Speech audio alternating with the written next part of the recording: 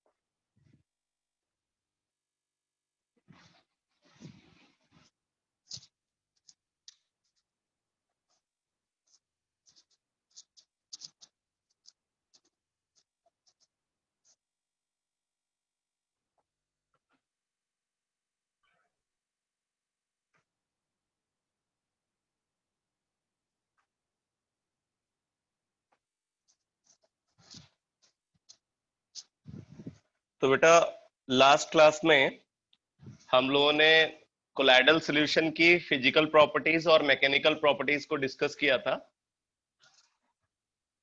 और मैंने optical properties को आपको पढ़ने के लिए बोला था। तो मैं उम्मीद करता हूं कि आपने इसकी एक रीडिंग लगा ली होगी एनसीईआरटी से भी और बुकलेट से भी। तो एक बार ऑप्टिकल प्रॉपर्टीज का डिस्कशन को देखते हैं बुकलेट से। बोले when a strong and converging beam of light is passed through a colloidal solution. यहाँ पे बोल रहे हैं कि जो लाइट हम यूज कर रहे हैं वो लाइट कैसी होनी चाहिए, कन्वर्जिंग होनी चाहिए। ठीक है, लाइट डाइवर्जिंग नहीं होनी चाहिए, कन्वर्जिंग बीम ऑफ लाइट होनी चाहिए।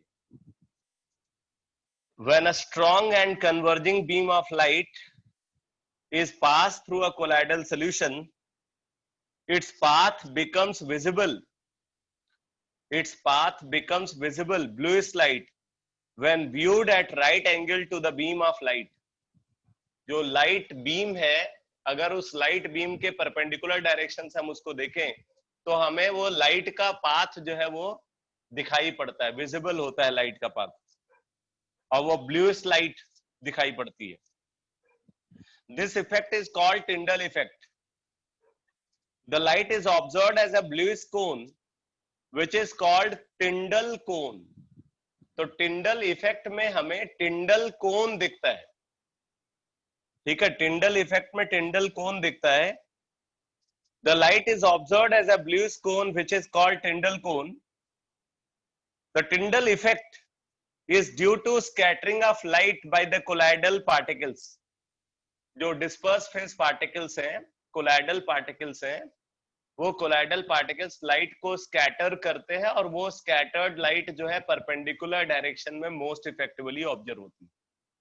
आप ये भी बोल सकते हो कि मैक्सिमम स्कैटरिंग परपेंडिकुलर डायरेक्शन में होती है। The scattering of light cannot be due to simple reflection because the size of the particle is smaller than the wavelength of the visible light and they are unable to reflect light waves. तो यहाँ पे बोल रहे हैं कि जो scattering है, scattering simply reflection की वजह से नहीं हो रहा है, क्योंकि रिफ्लेक्शन के लिए क्या जरूरी है, बोला है कि जो पार्टिकल का साइज है, size of particle is smaller than the wavelength of the light. तो यहाँ पे बोला है कि जो पार्टिकल का साइज है वो वेवलेंथ ऑफ लाइट से छोटा है, इसलिए वो रिफ्लेक्शन के लिए कैपेबल नहीं है।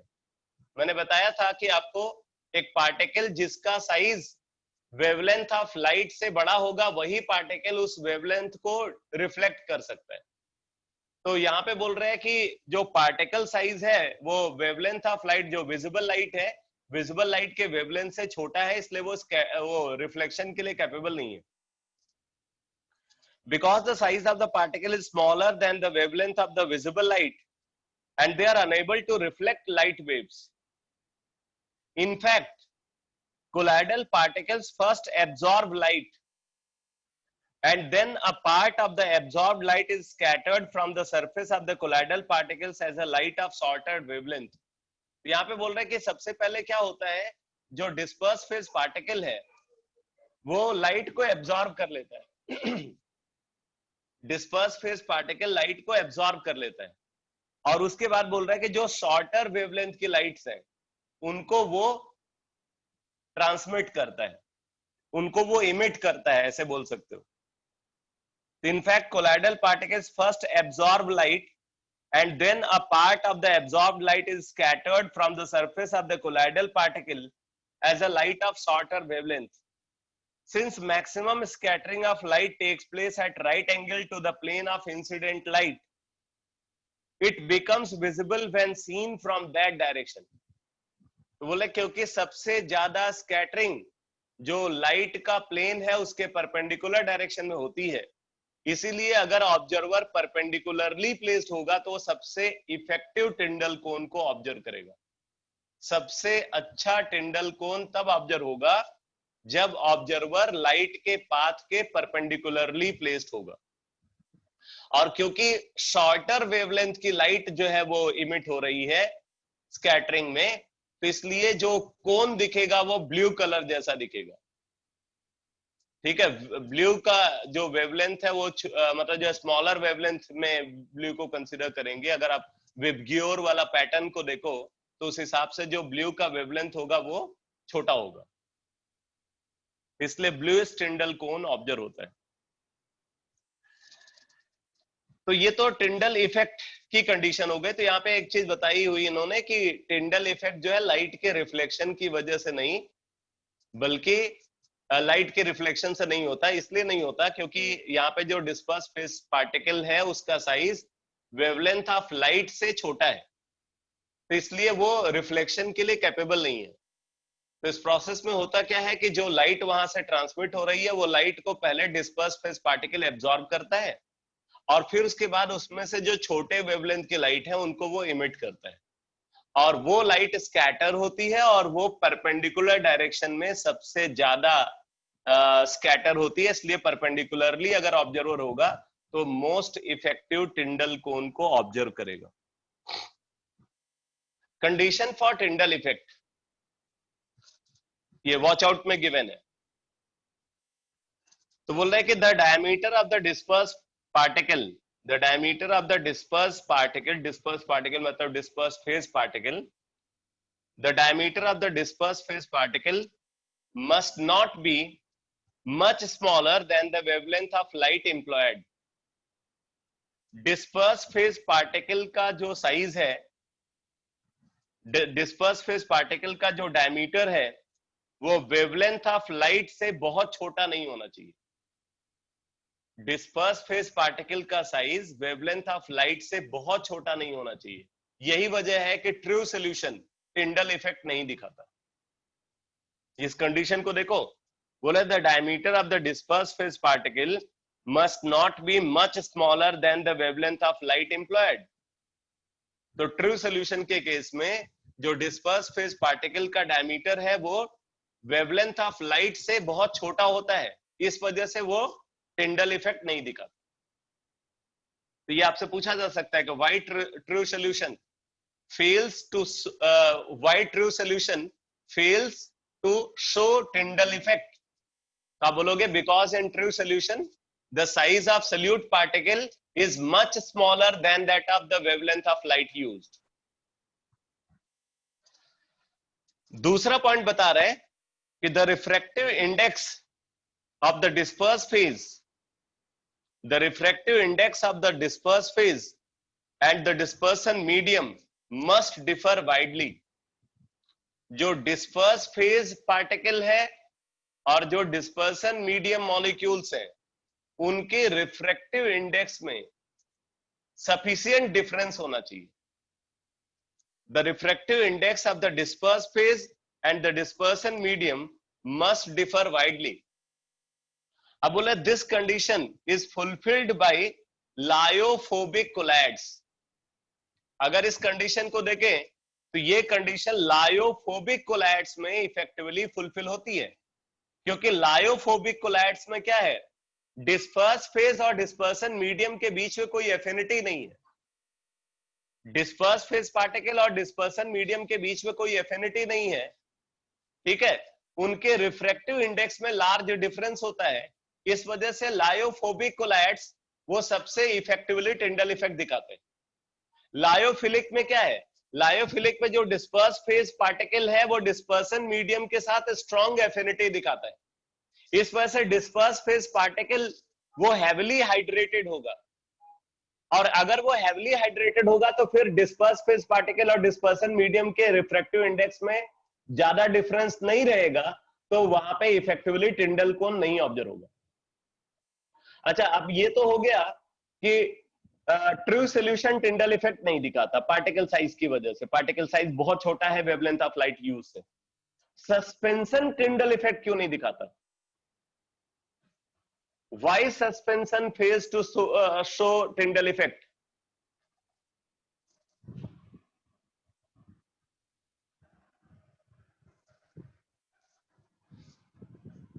बोलो क्या होगा इसका एक्सप्लेनेशन?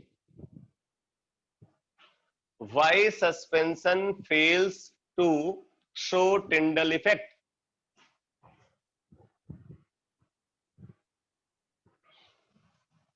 वहां तो आप बोल सकते हो कि डिस्पर्स फेज और डिस्पर्सन मीडियम के रिफ्रैक्टिव इंडेक्स में भी लार्ज डिफरेंस है।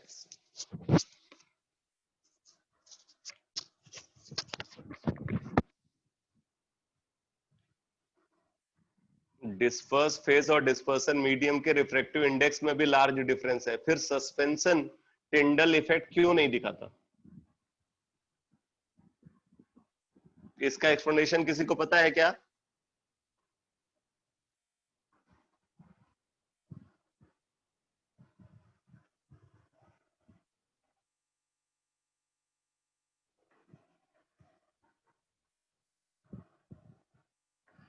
अब देखो, इसका एक्सप्लेनेशन ये है कि सस्पेंशन में पार्टिकल साइज बहुत बड़ा होता है। पार्टिकल साइज इतना बड़ा है कि वो लाइट को रिफ्लेक्ट करने लगता है। लाइट की स्कैटरिंग के लिए ये जरूरी है कि जो डिस्पर्स फेज पार्टिकल है, डिस्पर्स फेज पार्टिकल का साइज वेवलेंथ ऑफ लाइट के आसपास होना चाहिए, उनके साइज में बहुत ज्यादा डिफरेंस नहीं होना चाहिए। बट सस्पेंशन के केस में क्लियरली आप बोल सकते हो कि डिस्पर्स फेज पार्टिकल का साइज वेवलेंथ ऑफ लाइट से बड़ा है, और अगर वेवलेंथ ऑफ लाइट से बड़ा है तो फिर डिस्पर्स फेज पार्टिकल वहां पे रिफ्लेक्शन कराएगा, और रिफ्लेक्शन की वजह से टिंडल इफेक्ट नहीं ऑब्जर्व होता, टिंडल इफेक्ट स्कैटरिंग की वजह से ऑब्जर्व होता। तो सस्पेंशन टिंडल इफेक्ट इसलिए नहीं दिखाता क्योंकि सस्पेंशन में डिस्पर्स फेज पार्टिकल का साइज वेवलेंथ ऑफ लाइट से बड़ा होता है, इसलिए वहां पे रिफ्लेक्शन होता है, स्कैटरिंग नहीं होती। ये बात समझ में आई या नहीं? सस्पेंशन टिंडल इफेक्ट क्यों नहीं दिखाता, एक्सप्लेनेशन समझ में आया?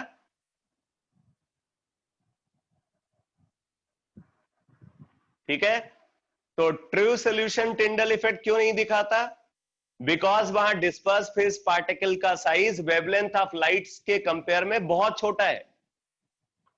सस्पेंशन टिंडल इफेक्ट क्यों नहीं दिखाता? क्योंकि वहां पे डिस्पर्स फेज पार्टिकल का साइज वेवलेंथ ऑफ लाइट से बड़ा है, इसलिए वहां पे रिफ्लेक्शन होगा, स्कैटरिंग नहीं होगी।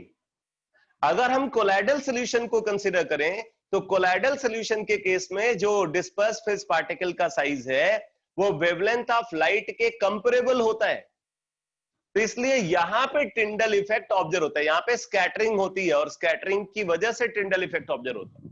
अब उसमें भी क्या है, लायोफिलिक में टिंडल इफेक्ट सिग्निफिकेंट नहीं है, लायोफोबिक में सिग्निफिकेंट है, क्योंकि लायोफिलिक में डिस्पर्स फेज और डिस्पर्सन मीडियम के रिफ्रैक्टिव इंडेक्स में डिफरेंस जो है वो नहीं है, या रिफ्रैक्टिव इंडेक्स जो है वो उनका कंपेरेबल है। लेकिन लायोफोबिक में डिस्पर्स फेज और डिस्पर्सन मीडियम के रिफ्रैक्टिव इंडेक्स में लार्ज डिफरेंस है, इस वजह से सबसे इफेक्टिवली टिंडल इफेक्ट लायोफोबिक कोलैड्स दिखाएंगे। तो एक बार ये सेकंड पॉइंट फिर से देखते हैं The refractive index of the dispersed phase and the dispersion medium must differ widely. This condition is fulfilled by lyophobic colloids. It is important to note that Tyndall effect is not shown by true solution, as their particles are too small to cause scattering. Tyndall effect has been used in devising ultra microscope and in determining the number of colloidal solution.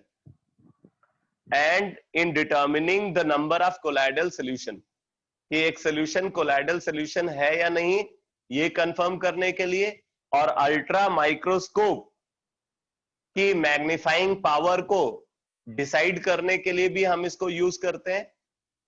ठीक है, तो ये इसके applications हैं।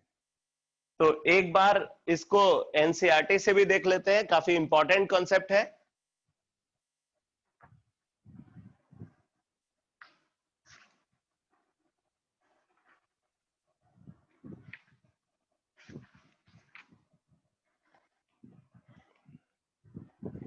NCERT में page number 141 पे given है टिंडल effect. तो बोले if a homogeneous solution placed in dark, if a homogeneous solution placed in dark is observed in the direction of light, it appears clear. तो पूरा solution clear दिखता है। And if it is observed from a direction at right angle to the direction of light beam, it appears perfectly dark. अगर जो light beam है उसके perpendicular direction से देखे तो वो परफेक्टली डार्क दिखता है, और अगर लाइट की डायरेक्शन में रह करके अगर उसको देखे तो वो क्लियर दिखता है। इसका मतलब वहां पे टिंडल इफेक्ट ऑब्जर्व नहीं हो रहा है। अब परफेक्टली डार्क इसलिए दिख रहा है क्योंकि कोई भी लाइट स्कैटर हो ही नहीं रही, और स्कैटरिंग जो है वो परपेंडिकुलर डायरेक्शन में सबसे इफेक्टिवली देखी जा सकती है। तो स्कैटर्ड लाइट जब है ही नहीं तो परपेंडिकुलर डायरेक्शन में देखोगे तो आपको कोई स्कैटर्ड लाइट नहीं दिखेगी, इसलिए वो डार्क दिखेगा। तो आगे देखो बोल रहा है कि colloidal solutions viewed in the same way may also appear reasonably clear or translucent by the transmitted light. अगर हम कोलाइडल सॉल्यूशन को ट्रांसमिटेड लाइट में देखें, ट्रांसमिटेड लाइट का मतलब जिस डायरेक्शन में लाइट पास कर रही है, अगर वहां से देखें तो वो क्लियर दिखता है transmitted light, but they show a mild to strong opalescence when viewed at right angle to the passage of light. That is, the path of the beam is illuminated by a bluish light. This effect was first observed by Faraday and later studied in detail by Tyndall and is termed as Tyndall effect. इसीलिए इसको Tyndall effect बोला जाता है। The bright cone of the light is called Tyndall cone. The Tyndall effect is due to the fact that colloidal particles scatter light in all direction in space. This scattering of light illuminates the path of the beam in the colloidal dispersion. This scattering of light illuminates the path of beam in the colloidal dispersion. Tyndall effect can be observed during the projection of picture in the cinema hall due to scattering of light. ठीक है, आपने देखा होगा कि जब वहां पे light को जो है वो स्क्रीन के ऊपर फोकस करते हैं तो वो लाइट का जो पाथ है उसमें जो पार्टिकल्स है वो इधर उधर मूव करते हुए दिखाई पड़ते हैं। ठीक है, तो वहां पे टिंडल इफेक्ट दिखता है क्योंकि वहां पे एक छोटे विंडो से लाइट आती है और वो डाइवर्ज होती है। तो विंडो की डायरेक्शन में आप देखोगे तो आपको टिंडल इफेक्ट दिखेगा।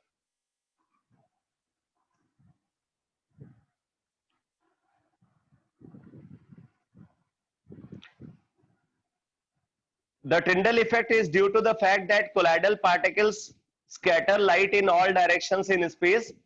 This scattering of light illuminates the path of beam in the colloidal dispersion.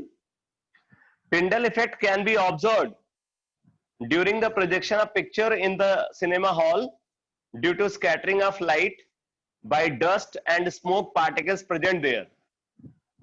Tyndall effect is observed only when the following two conditions are satisfied. Condition for Tyndall effect. पहला condition बोला, the diameter of the dispersed particle is not much smaller than the wavelength of the light used.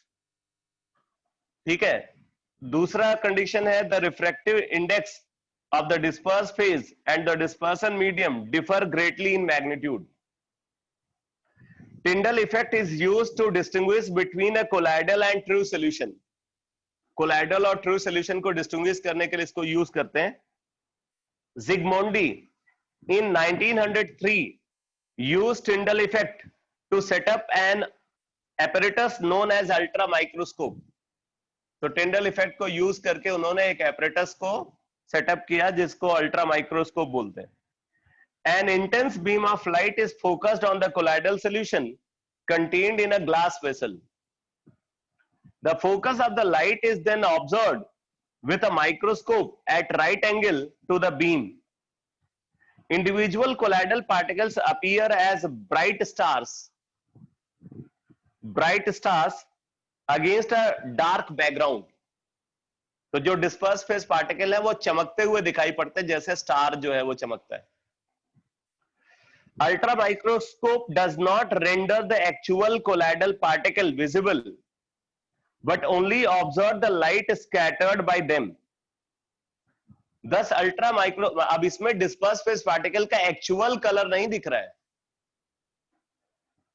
Ultra microscope does not render the actual colloidal particles visible but only observe the light scattered by them. Thus, ultra microscope does not provide any information about the size and shape of colloidal particle. इसलिए ultra microscope से आपको colloidal particle का size और shape का पता नहीं चलेगा, सिर्फ ये पता चलेगा कि वहां पे कोई कोलाइडल पार्टिकल है या नहीं है. अब इसी कॉन्सेप्ट को यूज करते हैं. इससे क्या करते हैं, जैसे मान लो कि एक पर्टिकुलर वॉल्यूम को कंसीडर किया, उस वॉल्यूम के अंदर कितने कोलाइडल पार्टिकल है ये काउंट किए जा सकते हैं. ठीक है, और फिर उस काउंटिंग को यूज करके जो है हम ये देख सकते हैं कि भाई उस पूरे वॉल्यूम में अगर उतने वॉल्यूम में इतने पार्टिकल्स हैं तो पूरे वॉल्यूम में कितने पार्टिकल्स हैं. तो इस तरीके से जो है हम उनको काउंट करके, इनफैक्ट यही बेसिस बनता है आगे एवोगैड्रो नंबर को डिटरमाइन करने का. और टिंडल इफेक्ट जब दिखता है तो उसमें पार्टिकल्स इधर उधर मूव करते हुए दिखाई पड़ते हैं, तो ये ब्राउनियन मूवमेंट को भी डेमोन्स्ट्रेट करता है. ब्राउनियन मूवमेंट को भी वहां पे ऑब्जर्व किया जा सकता है.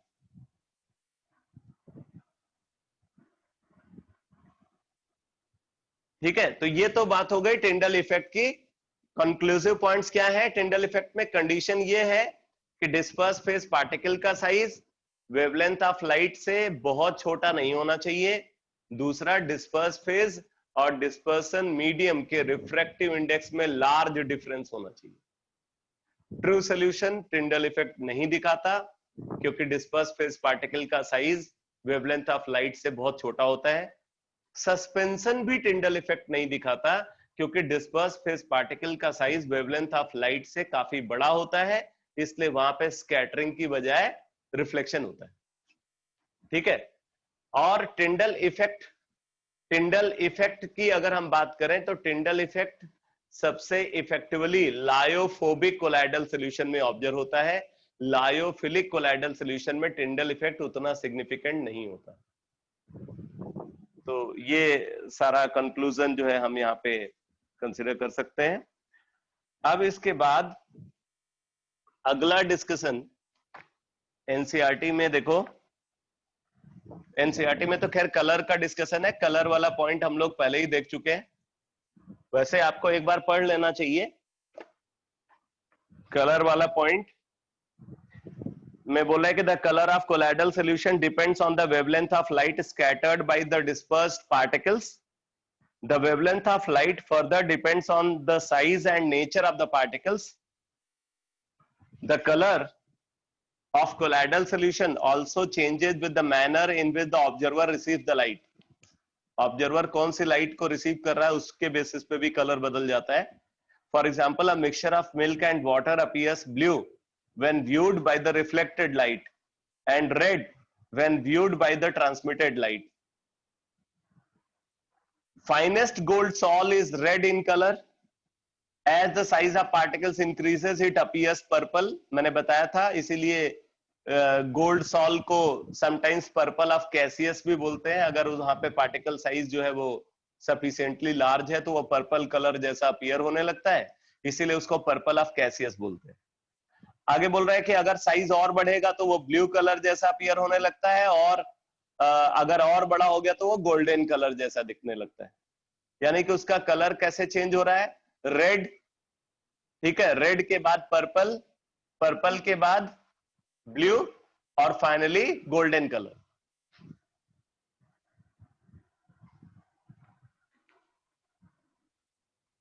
ब्राउनियन मूवमेंट आप देख ही चुके हो, चार्ज ऑन कोलाइडल पार्टिकल, अभी इसको डिस्कस करते हैं।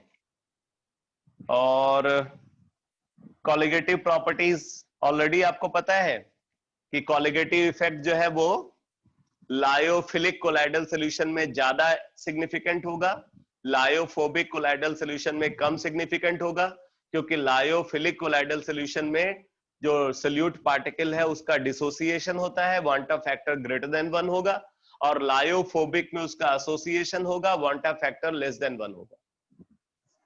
ठीक, तो अब आगे बढ़ते हैं। नेक्स्ट कॉन्सेप्ट आप देखो बुकलेट से, electrical properties. Electrical properties, optical properties के बाद इलेक्ट्रिकल प्रॉपर्टीज को डिस्कस कर रहे हैं। बोले the two electrical properties of colloidal solution are, number 1 electrophoresis और कैटाफोरेसिस, डिस्कशन पहले कंपैरेटिव स्टडी में भी आया हुआ है, एंड नंबर 2 इलेक्ट्रोऑस्मोसिस, जो इसी का रिवर्स प्रोसेस होता है। तो इलेक्ट्रोफोरेसिस और कैटाफोरेसिस क्या है? बोले in a colloidal solution the colloidal particles are electrically charged. In a colloidal solution the colloidal particles are electrically charged. यहाँ पे colloidal particles का मतलब dispersed phase particles है। तो in a colloidal solution the colloidal particles are electrically charged and the dispersion medium has equal but opposite charge. अब ऐसा इसलिए बोल रहे हैं क्योंकि कोई भी सोल्यूशन हो, हम सोल्यूशन हमेशा इलेक्ट्रिकली न्यूट्रल होता है। अगर डिस्पर्स फेस पार्टिकल पे सर्टेन टाइप का चार्ज है तो ऑब्वियसली डिस्पर्सन मीडियम पे उसके अपोजिट टाइप का चार्ज होगा, जिससे कि नेट चार्ज 0 हो। In a colloidal solution the colloidal particles are electrically charged and the dispersion medium has equal but opposite charge. The colloidal solution as a whole is electrically neutral. Thus colloidal solution as a whole is electrically neutral. When an electric current is passed through a colloidal solution, the charged particle move towards the oppositely charged electrode, where they coagulate due to loss of charge. अब क्या होता है, जैसे मान लो कि disperse phase particle पे positive charge है, मतलब वो कैटायन है, तो अगर वो कैटायन है तो वो कैथोड की तरफ जाएगा।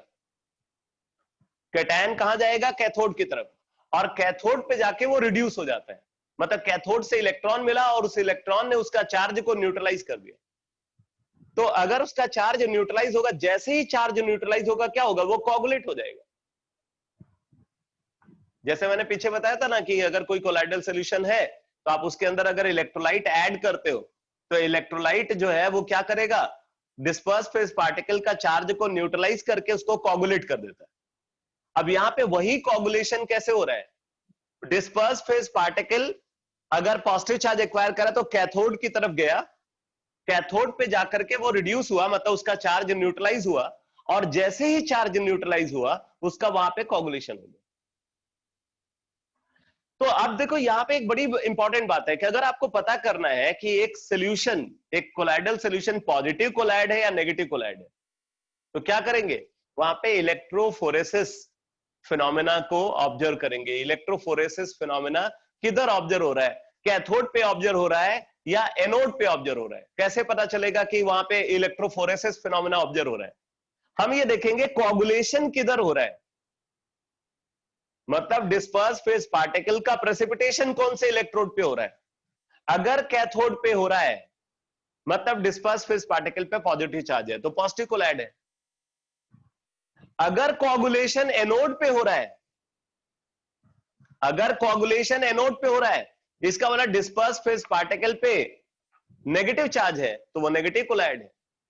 तो इस तरीके से हम जो कोलाइडल सोल्यूशन है उनका क्लासिफिकेशन कर सकते हैं on the basis of charge.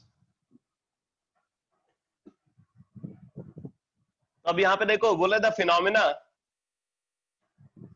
involving the migration of colloidal particles under the influence of electric field towards the oppositely charged electrode is called electrophoresis or cataphoresis। ठीक है, एक बार फिर से देखो डेफिनेशन बोला the phenomena involving the migration of colloidal particles under the influence of electric field towards the oppositely charged electrode is called electrophoresis or cataphoresis। तो electric field के influence में अपोजिटली चार्ज इलेक्ट्रोड की तरफ जो ions का migration हो रहा है, जो डिस्पर्स फेस पार्टिकल का माइग्रेशन हो रहा है, उसी को हम इलेक्ट्रोफोरेसिस और कैटाफोरेसिस बोलते हैं। बोले this phenomena is used to determine the charge on the colloidal particle. This phenomena is used to determine the charge on the colloidal particle. For example, when a sol of ferric hydroxide, जब हमने positive और negative colloid को पढ़ा था तो वहां पे ये लिखा हुआ था कि मेटल हाइड्रोक्साइड सॉल जो होते हैं वो हमेशा पॉजिटिव कोलाइड होते हैं और मेटल सल्फाइड सॉल वो नेगेटिव कोलाइड होते हैं। Metal hydroxide sol positive colloid और metal sulphide sol negative colloid का एग्जांपल होता है। तो इसका मतलब ये पॉजिटिव कोलाइड है। तो बोला for example when a sol of ferric hydroxide is taken in a U tube and subjected to electric field, the ferric hydroxide particles get accumulated near the cathode. वो कहां पे जाके एक्यूमुलेट हुआ? Near the cathode. Cathode पे कौन जाएगा? हमेशा cation. इसका मतलब मेटल हाइड्रोक्साइड जो है वो कैसा चार्ज एक्वायर कर रहा है? पॉजिटिव चार्ज एक्वायर कर रहा है। The ferric hydroxide salt particles get accumulated near the cathode. This shows that ferric hydroxide salt particles are positively charged. The salt particles of metal and their sulfides are found to be negatively charged, while those of metal hydroxides are positively charged. Metal hydroxide positively charge है, metal sol है तो वो negatively charge होता है, metal sulphide sol है तो वो negatively charge होता है। जैसे गोल्ड सॉल है तो ये क्या होगा? ये नेगेटिव कोलाइड का एग्जांपल होगा। अगर मान लो आर्सेनिक सल्फाइड सॉल है, सिल्वर सल्फाइड सॉल्ट है, कोई और मेटल सल्फाइड का सॉल है तो वो हमेशा नेगेटिव कोलाइड का एग्जांपल होगा। बट अगर कोई हाइड्रोक्साइड सॉल है तो हाइड्रोक्साइड सॉल हमेशा पॉजिटिव कोलाइड का एग्जांपल होगा।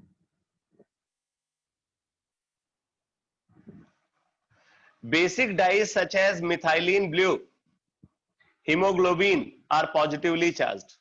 तो जो बेसिक डाइज है वो पॉजिटिवली चार्ज होती है और एसिडिक डाइज वो हमेशा नेगेटिवली चार्ज होती है। ये भी उस समय बताया था। Basic dyes such as methylene blue, hemoglobin are positively charged, while acidic dyes like eosine are negatively charged। ठीक है, और अब इसके बाद ओरिजिन ऑफ चार्ज गिवन है और देखो यहाँ पे आगे एक टेबल बना करके इन्होंने पॉजिटिव और नेगेटिव चार्ज सॉल को क्लासिफाई किया है। तो एक बार जरा पहले इसी टेबल को देख लेते हैं। नेक्स्ट पेज पे गिवन है positive and negative charge sol में पॉजिटिवली चार्ज सॉल का एग्जांपल है ferric hydroxide, aluminium hydroxide, basic dyes such as methylene blue and haemoglobin. Negatively charge sol में यहाँ पे बता रहा है कि metal sol such as platinum, gold, silver, इनका सॉल ले। Metal sulphides for example arsenic sulphide, starch, clay, silicic acid, ये सब नेगेटिवली चार्ज सॉल का एग्जांपल है। एसिड डाइज सच एज इयोजीन, ये भी नेगेटिवली चार्ज सॉल का एग्जांपल है।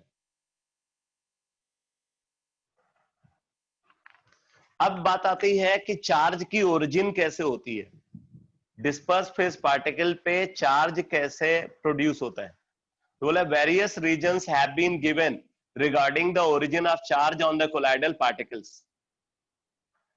These are given below. कैसे कैसे चार्ज प्रोड्यूस होता है? तो पहला पॉइंट बता रहे हैं, फर्स्ट रीजन बता रहे हैं, फ्रिक्शनल इलेक्ट्रिफिकेशन की वजह से।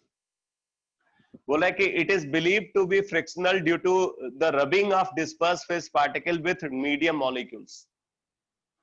जब चार्ज के बारे में आपने पढ़ा था 10th में, तो चार्ज की ओरिजिन कैसे होती है उसको एकदम इनिशियल कॉन्सेप्ट में वो यही फ्रिक्शनल इलेक्ट्रिफिकेशन को ही कंसीडर किया गया था।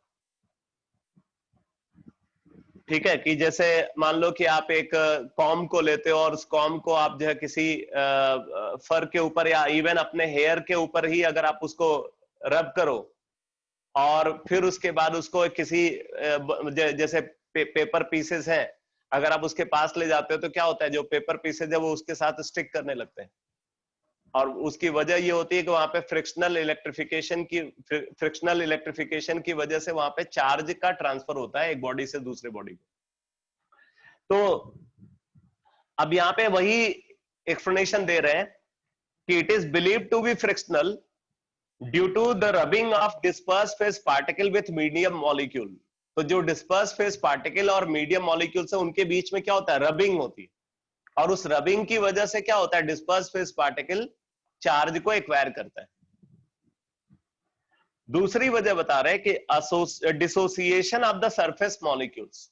सरफेस मॉलिक्यूल्स मतलब सरफेक्टेंट की बात कर रहे हैं।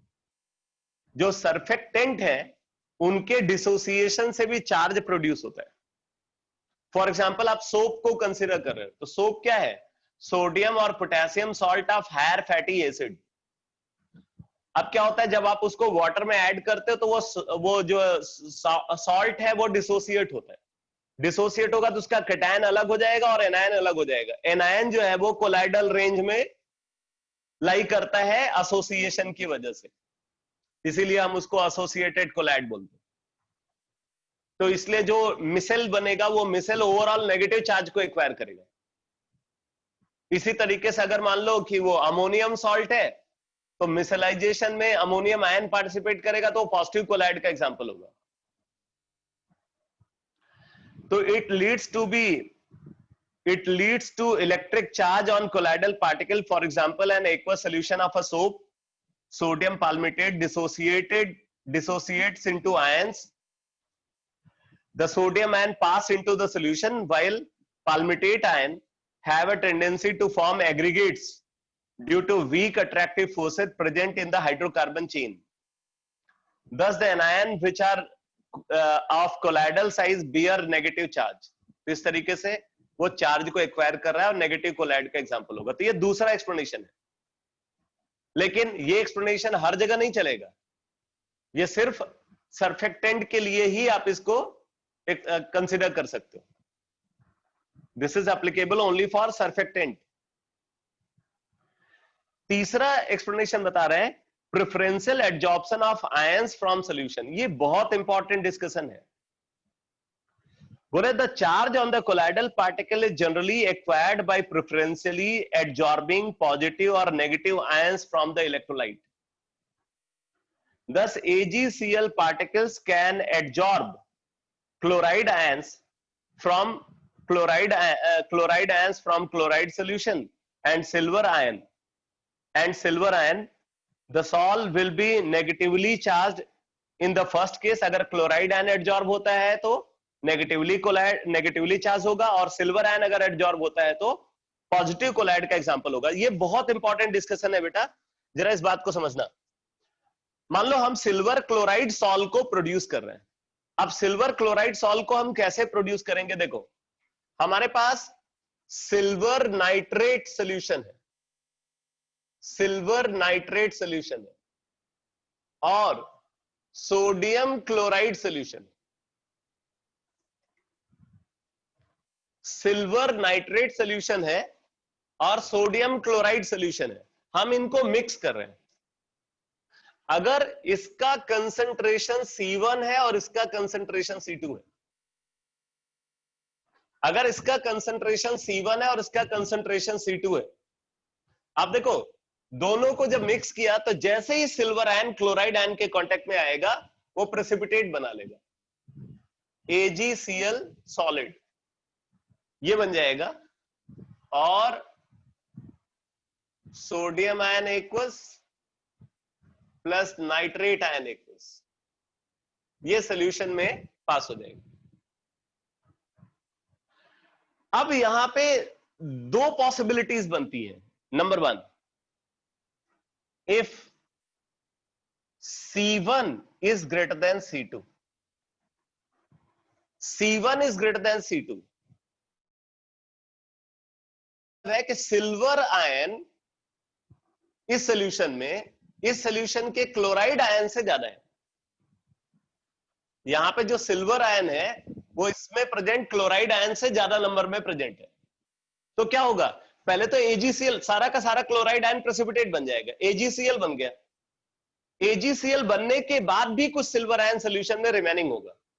तो जो सिल्वर आयन सॉल्यूशन में रिमेनिंग है मिक्स करने के बाद, वो सिल्वर आयन क्या करता है, वो AgCl सरफेस पे आकर के एडजॉर्ब हो जाता है। वो सिल्वर आयन क्या होगा, AgCl प्रेसिपिटेट के सरफेस पे आकर के एडजॉर्ब हो जाएगा, और क्योंकि वो एडजॉर्ब हो गया तो यहां से बन जाएगा पॉजिटिव कोलाइड। तब ये पॉजिटिव कोलाइड का एग्जांपल होगा। अब अगर देखो, if C1 is less than C2, अगर C1 वैल्यू C2 से छोटी है, इसका मतलब क्लोराइड आयन का जो कंसंट्रेशन है इसमें, वो इसके अंदर प्रेजेंट सिल्वर आयन के कंसंट्रेशन से ज्यादा है। तो एक बार फिर से प्रेसिपिटेट बनेगा AgCl का, लेकिन क्योंकि लास्ट में क्लोराइड आयन बचा हुआ है तो वो क्लोराइड आयन आकर के इस पे एडजॉर्ब होता है, इसलिए ये नेगेटिव कोलाइड का एग्जांपल होगा।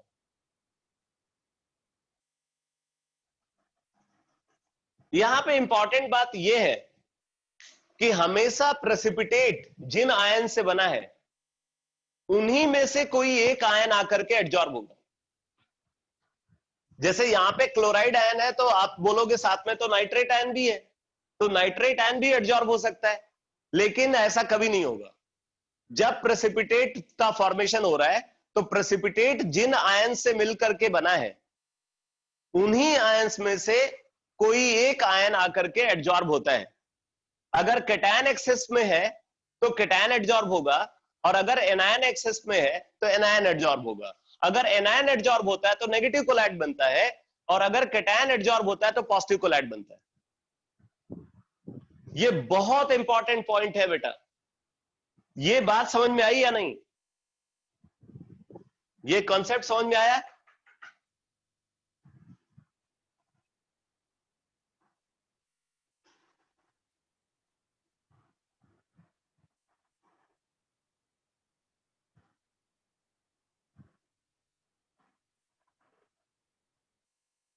सिर्फ 3 लोगों को समझ में आया है, बाकी लोगों को कुछ नहीं समझ में आया।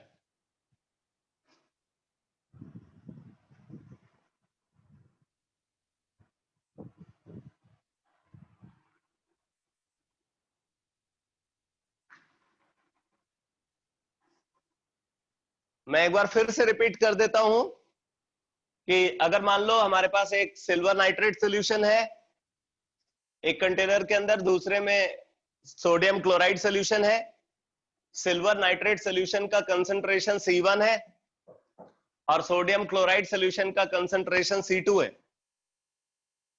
अब पहली कंडीशन बता रहे हैं कि अगर सिल्वर नाइट्रेट का कंसंट्रेशन सोडियम क्लोराइड के कंसंट्रेशन से ज्यादा है तो क्या होगा, जैसे ही ये दोनों सॉल्यूशन मिक्स होंगे, इसका सिल्वर आयन इसके क्लोराइड आयन के साथ कंबाइन करके इमीडिएटली प्रेसिपिटेट फॉर्मेशन करेगा, क्योंकि silver chloride is a sparingly soluble salt. तो AgCl का प्रेसिपिटेट बन जाएगा, और क्योंकि यहाँ पे सिल्वर आयन कंसंट्रेशन एक्सेस में लिया है हमने, तो लास्ट में सिल्वर आयन बचा होगा, तो सिल्वर आयन आकर के इसके सरफेस पे एडजॉर्ब हो जाता है, और सिल्वर आयन के एडजॉर्ब होने से ये पॉजिटिव चार्ज एक्वायर कर लेता है, यानी कि पॉजिटिव कोलाइड बनेगा। उसी तरीके से बोल रहे हैं कि अगर सोडियम क्लोराइड सोल्यूशन का कंसंट्रेशन सिल्वर नाइट्रेट के कंसंट्रेशन से ज्यादा है तो वहां भी प्रेसिपिटेट AgCl का बनेगा, बट उस प्रेसिपिटेट के ऊपर एनायन आकर के एडजॉर्ब होगा क्योंकि वो एक्सेस में है। तो एनायन जब आकर के एडजॉर्ब होगा तो वो नेगेटिव कोलाइड बन जाएगा। मैंने यहाँ पे इंपॉर्टेंट बात क्या बताई है आपको कि हमेशा प्रेसिपिटेट जिन आयन से बना होता है वही आयंस आकर के एडजॉर्ब होते हैं, उनमें से जो आयन एक्सेस में होगा वो आकर के एडजॉर्ब होगा।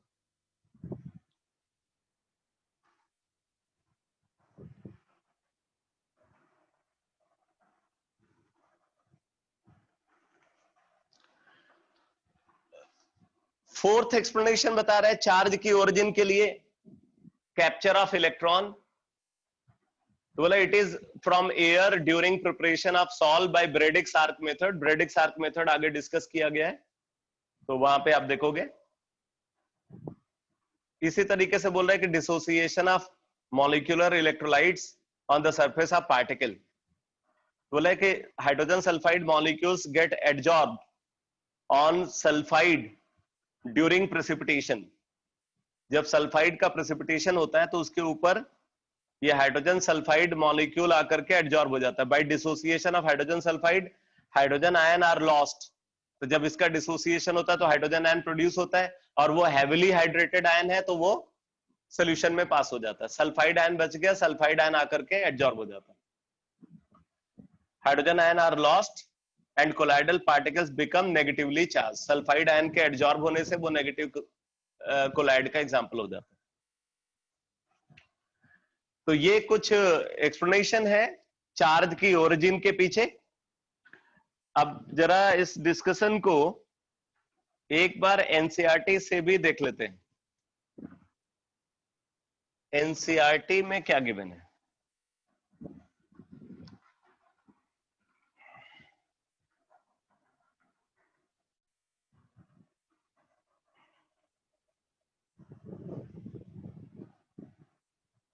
देखो, चार्ज ऑन कोलाइडल पार्टिकल्स, ये ब्राउनियन मूवमेंट के नीचे वाली हेडिंग है, charge on colloidal particles, page number 142। इसमें बोला है colloidal particles always carry an electric charge. The nature of this charge is same on all the particles. ऐसा नहीं है कि कुछ डिस्पर्स पार्टिकल पे पॉजिटिव चार्ज है और कुछ पे नेगेटिव चार्ज है। या तो सब पे पॉजिटिव चार्ज होगा या सब पे नेगेटिव चार्ज होगा। Colloidal particles always carry an electric charge. The nature of this charge is the same on all the particles in a given colloidal solution and may be either positive or negative. A list of some common salts with the nature of charge on their particles is given below. काफी example दिए हुए हैं positive और negative collide के।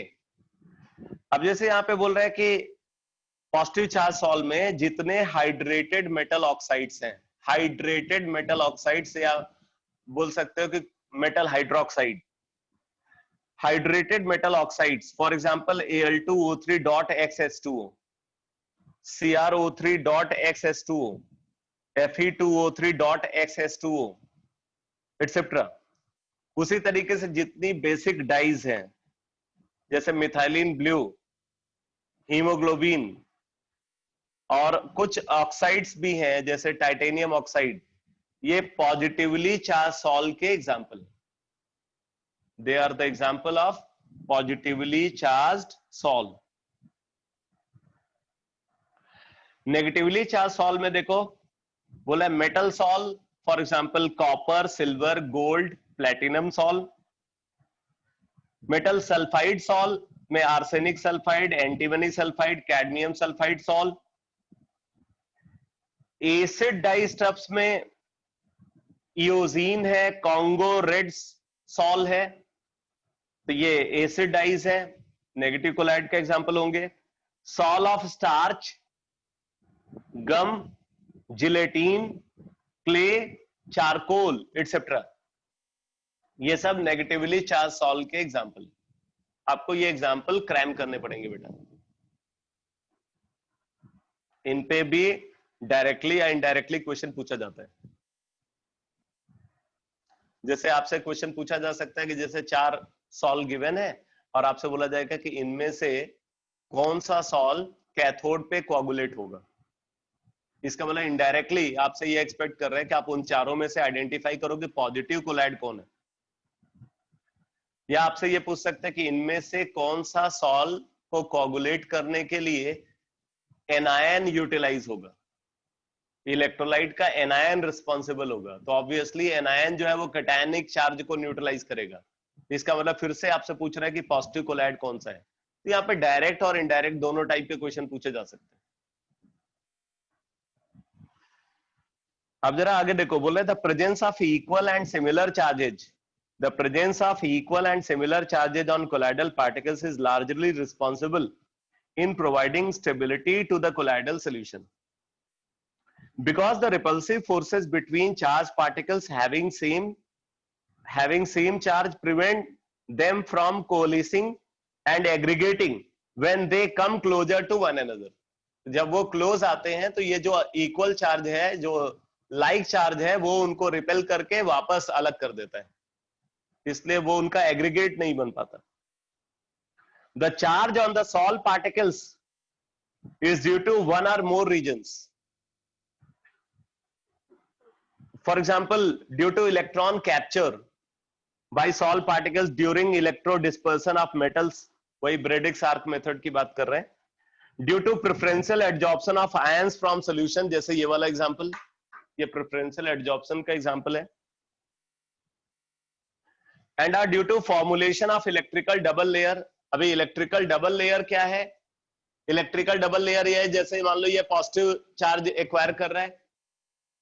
अब अगर ये positive charge acquire कर रहा है तो सोल्यूशन के अंदर जो एनायन है, उस एनायन को ये अपने तरफ अट्रैक्ट करेगा. तो अपनी तरफ अट्रैक्ट करेगा तो इससे क्या होता है, जो डिस्पर्स फेस पार्टिकल है, अगर वो पॉजिटिव चार्ज को एक्वायर कर रहा है तो उसके सराउंडिंग में नेगेटिव चार्ज की एक लेयर बन जाती है. यानी कि कुल मिला के इलेक्ट्रिकल डबल लेयर बन जाती है. अभी हम लोग बुकलेट में देखते हैं, काफी अच्छे से गिवन है. Due to preferential adsorption of ions from solution and are due to the formation of electrical double layer, formulation of electrical double layer, development of charge on salt particles by preferential adsorption of ions is described below. The salt particles acquire positive or negative charge by preferential adsorption of positive or negative ions.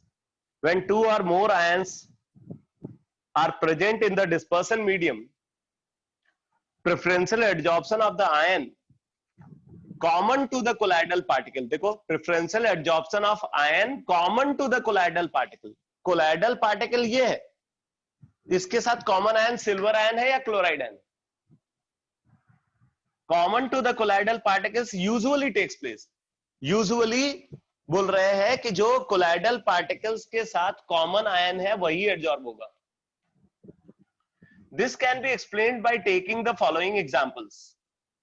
बोले when highly diluted solution of silver nitrate is added to highly diluted potassium iodide solution, the precipitated silver iodide adsorbs iodide ions from the dispersion medium and negatively charged colloidal salt results. However, when Ki solution is added to silver nitrate solution, अच्छा, अब इसमें एक और interesting बात बता रहे हैं. एक तो मैंने ये कंसंट्रेशन बोला है कि स्टार्टिंग में ही कंसंट्रेशन डिफाइंड है. दूसरे में बोल रहे हैं जैसे मान लो कि NaCl सोल्यूशन को आपने लिया हुआ है लार्ज अमाउंट में, NaCl सोल्यूशन को आपने लार्ज अमाउंट में लिया और बाहर से आप सिल्वर नाइट्रेट को ऐड कर रहे हो उसके अंदर. इसका बोला एक्सेस में NaCl है, तो क्या होगा, पहले AgCl का प्रेसिपिटेट बनेगा और AgCl का जब प्रेसिपिटेट बनेगा तो उस पे जो एक्सेस क्लोराइड आयन है वो एडजॉर्ब होता जाएगा, तो नेगेटिव कोलाइड बनेगा. मतलब किसमें किसको ऐड किया जा रहा है ये भी इंपॉर्टेंट है.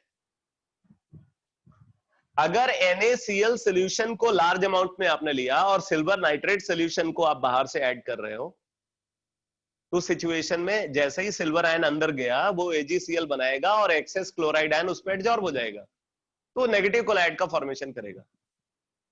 लेकिन अगर इसी को उल्टा कर दे कि सिल्वर नाइट्रेट सोल्यूशन को एक्सेस पे लिया है और NaCl सोल्यूशन को बाहर से ऐड कर रहे हैं, तब क्या होगा, क्लोराइड आयन अंदर गया, AgCl बना और एक्सेस सिल्वर आयन उस पर एडजॉर्ब हो गया. बात समझ में आई या नहीं? या तो आप इस तरीके से बोलो कि जिसका कंसंट्रेशन ज्यादा होगा वो एडजॉर्ब होगा, या आप बोलो कि लार्ज अमाउंट में कौन है और उसमें बाहर से किसको ऐड कर रहे हैं स्मॉल अमाउंट में।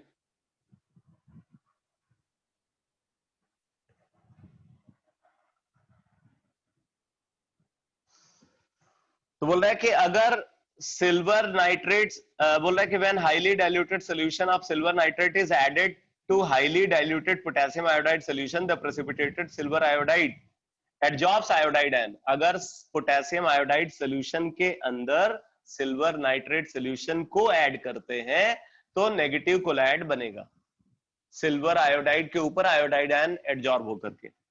और बोल रहे however when KI solution is added to silver nitrate solution, positively charge salt result due to adsorption of silver ion from dispersion medium.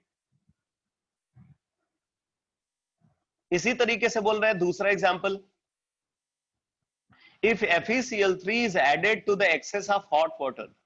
In fact ये एग्जांपल ही आपको रटा होना चाहिए, इस पे क्वेश्चन आ चुका है। If FeCl3 is added to the excess of hot water, a positively charged sol of hydrated ferric oxide is formed। मतलब एक तरीके से फेरिक हाइड्रोक्साइड बन गया, पहले फेरिक हाइड्रोक्साइड बना। जैसे FeCl3 को आपने वाटर में डाला, FeCl3 आयनाइज हुआ फेरिक आयन और क्लोराइड आयन में। फेरिक आयन वाटर को हाइड्रोलाइज करके OH नेगेटिव को एक्सेप्ट कर लेता है, तो फेरिक हाइड्रोक्साइड बन गया और H पॉजिटिव सोल्यूशन में चला गया, मतलब सोल्यूशन एसिडिक हो गया।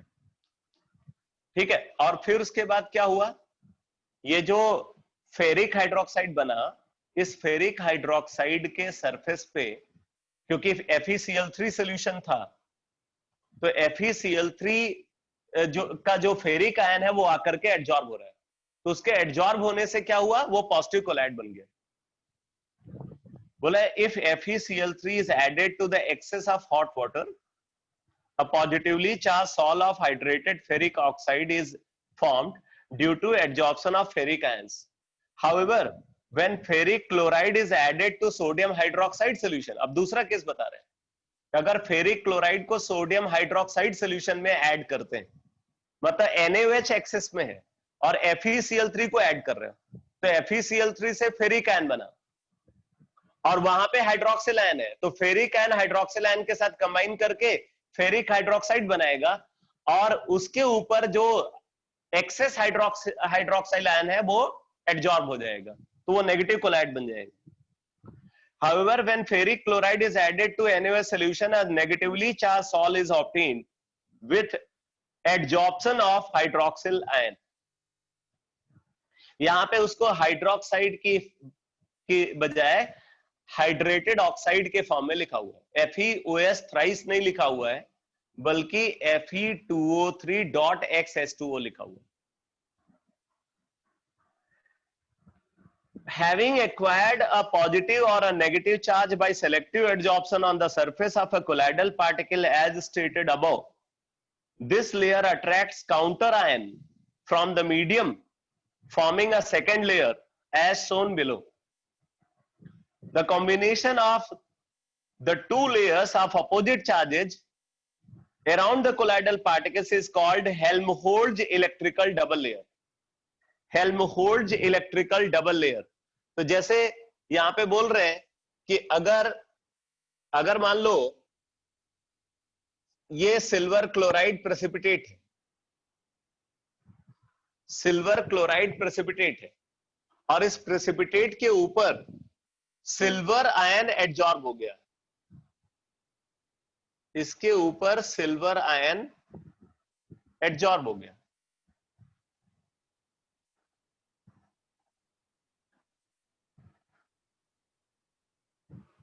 तो यहां पे आप देख रहे हो कि सिल्वर आयन की एक लेयर बन गई है, मतलब कैटायन की एक लेयर बन गई है, इस प्रेसिपिटेट के ऊपर कैटायन की एक लेयर बन जाती है। अब ये जो कैटायनिक लेयर है वो सॉल्यूशन से अपोजिटली चार्ज आयन को अपनी तरफ अट्रैक्ट करती है, ठीक है। तो अपोजिटली चार्ज आयन, जैसे हमने इसको बनाने के लिए ऐड किया था सिल्वर नाइट्रेट और सोडियम क्लोराइड को, तो AgCl क्लोराइड आयन तो पूरा प्रेसिपिटेशन में आ गया, सिल्वर आयन उस पे जो एक्सेस में था वो एब्जॉर्ब हो गया। अब सोल्यूशन में एनायन क्या बच गया? Nitrate ion. तो नाइट्रेट आयन को ये अट्रैक्ट करेगा, तो नाइट्रेट आयन की एक लेयर इसके सराउंडिंग में बन जाएगी।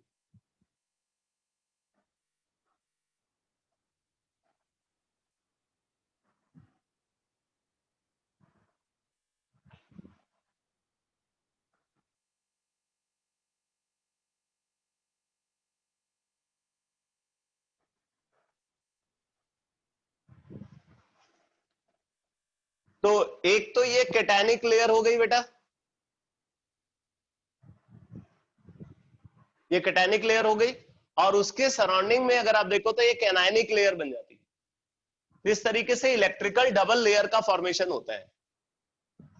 आप इसको इस तरीके से समझ सकते हो, जैसे मान लो ये डिस्पर्स फेस पार्टिकल है, यहां पे पॉजिटिव चार्ज को इसने एब्जॉर्ब किया है और इस पॉजिटिव चार्ज लेयर ने अट्रैक्ट किया है काउंटर आयन को। अब इसमें क्या है, इसमें ये वाली जो लेयर है ना, इसको तो बोलते हैं फिक्स लेयर। ये मोबाइल नहीं है, ये मूव नहीं कर सकती, और इसको बोलते हैं बेटा डिफ्यूज लेयर।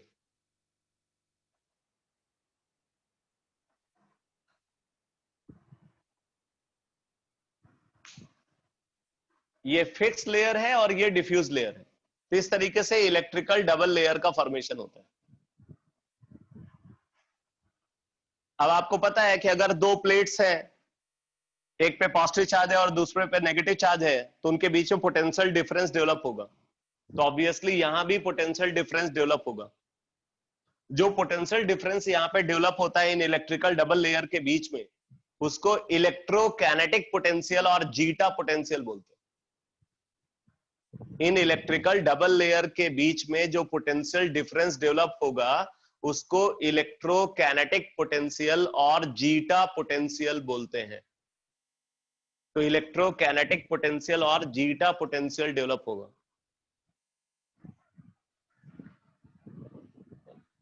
तो अब जरा आगे देखो क्या गिवन है। बोला since separation of charge is a formation of double layer, since separation of charge is a sheet of potential, the charges of opposite signs on the fixed and diffuse parts of the double layer results in a difference in potential difference between these layers, in the same manner as potential difference is developed in a capacitor. This potential difference between the fixed layer and the diffuse layer of opposite charges is called the electrokinetic potential or zeta potential. If two particles of an insoluble material do not have double layers, they can come close enough and attractive van der Waals forces pull them together. अगर दो particles जो double layer को form नहीं करते, वो एक दूसरे के पास आते हैं, तो वैन डर वाल्स फोर्सेस की वजह से वो एक दूसरे से चिपक जाते हैं, मतलब उनका एग्रीगेशन हो जाता है। When particles possess double layer, as shown in figure 5.13, the overall effect is that particles repel each other at large distances of separation. जब वो दूर ही रहते हैं तभी वो एक दूसरे को रिपेल करके और दूर कर देते हैं। This repulsion prevents their close approach. तो ये रिपल्सन उनको क्लोजली अप्रोच नहीं करने देता। They remain dispersed and colloid is stabilized. तो वो डिस्पर्स फॉर्म में बने रहते हैं और कोलाइडल सॉल्यूशन जो है वो स्टेबल बना रहता है। The addition of more electrolytes to solve suppresses the diffused double layer and reduces the zeta potential. अगर हम और इलेक्ट्रोलाइट को बाहर से ऐड करें, अगर एडिशनल अमाउंट में इलेक्ट्रोलाइट को बाहर से ऐड करें, तो क्या होता है, ये चार्ज का न्यूट्रलाइजेशन होगा और ये जो डबल लेयर है वो सप्रेस होगी, जीटा पोटेंशियल रिड्यूस होगा। The addition of more electrolytes to salt suppresses the diffuse double layer and reduces the zeta potential. This decreases the electrostatic repulsion between particles to a large extent and colloid precipitates. That is why colloid is particularly sensitive to oppositely charged ions. ठीक है, तो इसीलिए colloid जो है oppositely charged ion को लेकर के sensitive होते हैं, क्योंकि वो उनको coagulate करा सकता है. ठीक है, तो अब इस बात को बुकलेट से भी फिनिश कर देते हैं. बुकलेट में भी ये डिस्कशन है, देखो जरा. चार्ज की ओरिजिन कैसे हुई ये तो समझ में आ गया, और चार्ज कैसे स्टेबिलिटी प्रोवाइड करता है वो भी समझ में आ गया. अब जरा देखो, यहाँ पे पहले एक टर्म को डिस्कस किया गया, इलेक्ट्रो ऑस्मोसिस. पहले डिस्कस किया गया था इलेक्ट्रोफोरेसिस, अभी इलेक्ट्रो ऑस्मोसिस की बात कर रहे हैं. अब इलेक्ट्रोफोरेसिस और इलेक्ट्रो ऑस्मोसिस में डिफरेंस क्या होता है, जरा इस बात को समझो. इलेक्ट्रोफोरेसिस और इलेक्ट्रो ऑस्मोसिस के बीच में बेसिक डिफरेंस क्या है. देखो, यहां पे हम एक यू शेप ट्यूब ले रहे हैं.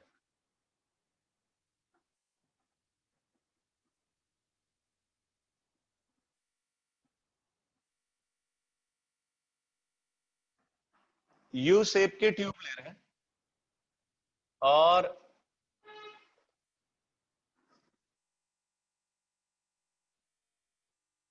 ये इलेक्ट्रोड्स है.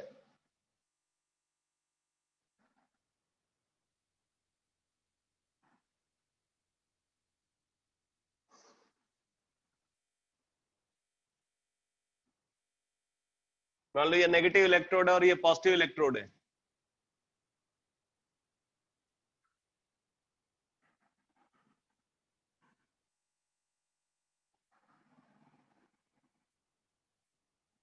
ये कोलाइडल सॉल्यूशन हमने फिल किया हुआ है. ठीक है, ये एक यू शेप की ट्यूब है, एक इलेक्ट्रोड यहां पे प्रेजेंट है, एक इलेक्ट्रोड यहां प्रेजेंट है. इसको हम बोलते हैं एनोड. ये एनोड है और इसको बोल रहे हैं कैथोड.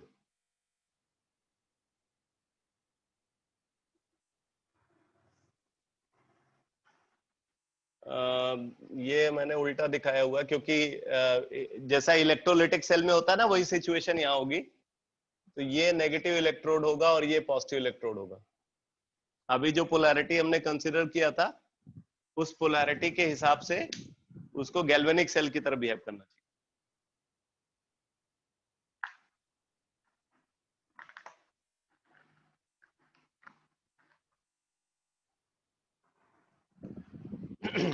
तो अब देखो बेटा, अब मान लो कि अगर यहाँ पे पॉजिटिव कोलाइड है, अगर पॉजिटिवली चार्ज पार्टिकल है, तो पॉजिटिवली चार्ज पार्टिकल है तो वो तो अट्रैक्ट होगा टुवर्ड्स कैथोड. तो कैथोड के आसपास जो है क्या आपको क्या दिखेगा, वहां पे प्रेसिपिटेट फॉर्मेशन दिखेगा. अगर प्रेसिपिटेशन कैथोड पे हो रहा है इलेक्ट्रोफोरेसिस में तो पॉजिटिव कोलाइड है. अगर प्रेसिपिटेशन एनोड पे हो रहा है इलेक्ट्रोफोरेसिस के मीन टाइम तो नेगेटिव कोलाइड है.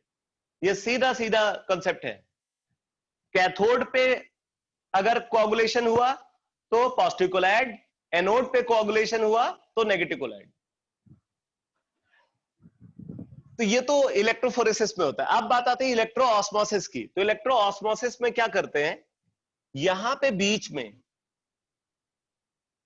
एक सेमी परमिएबल मेम्ब्रेन को अप्लाई कर देते.